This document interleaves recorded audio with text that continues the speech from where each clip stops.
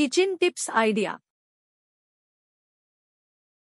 1. पुरण शिजताना हरभऱ्याच्या डाळीत चमचाभर तूर डाळ टाकली की पुरण चांगले शिजते, कठी चांगला येतो। 2. ब्लॅक टी बनवताना म्हणजेच कोरा चहा बनवताना चहामध्ये खायच्या लिंबाची 1-2 पाने चहामध्ये टाका, चहा स्वादिष्ट बनतो। 3. शिळा भात परतून खाताना त्यामध्ये चिमूटभर हिंग टाका, त्यामुळे भात बाधत नाही। 4. लोणी काढताना त्यात 1 मिठाचा खडा टाका, तूप कणीदार होते।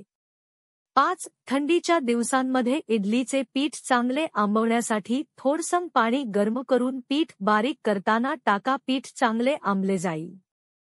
6. कोबी शिजवताना त्यामध्ये व्हिनेगर किंवा लिंबाचे 2 ते 3 थेंब टाका, कोबी चवदार लागेल। 7. मऊ लुसलुशीत चपाती बनवण्यासाठी चपातीची कणिक मळून 10 ते 15 मिनिटे मुरून द्यावी आणि नंतर चपाती बनवावी, यामुळे चपाती मऊ लुसलुशीत बनते।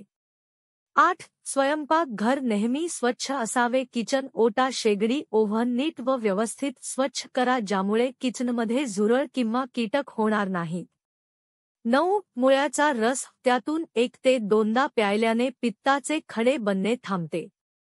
10. ज्या महिलांना आपला चेहरा गोरा करायचा आहे त्यांनी दुधात सफरचंदाचा रस सकाळी रिकाम्या पोटी प्यावा। 11. हळद भाजून आणि त्यासोबत मध खाल्ल्याने सर्दी कमी होते। 12. चेहऱ्याची त्वचा खूपच ड्राय असेल तर रात्री झोपताना बदाम तेलाने मालिश करा।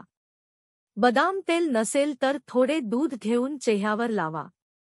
13. नेहमी कोमट पाणी पिल्याने तारुण्य टिकून राहते। 14. रोज दही खाल्ल्याने चेहऱ्यावरील सुरकुत्या कमी होतात। 15. राखेने दात घासल्यास दात पांढरे शुभ्र होतात। 16. कोरा चहा पिल्याने लठ्ठपणा कमी होतो। 17. बिया काढून टोमॅटोची पेस्ट करून चेहऱ्यावर लावल्याने चेहरा तजेलदार होतो आणि काळपटपणा कमी होतो। 18. आहारामध्ये गहू, बाजरी आणि ज्वारी ह्या तिन्ही धान्यांचा समावेश असावा। 19. तांदळाच्या खिरीत थोडासा मैदा घातल्याने खीर दाट होते आणि चविष्ट लागते। 20. भात करण्यापूर्वी तांदूळ मिठाच्या पाण्यात ठेवल्याने भात शुभ्र होतो।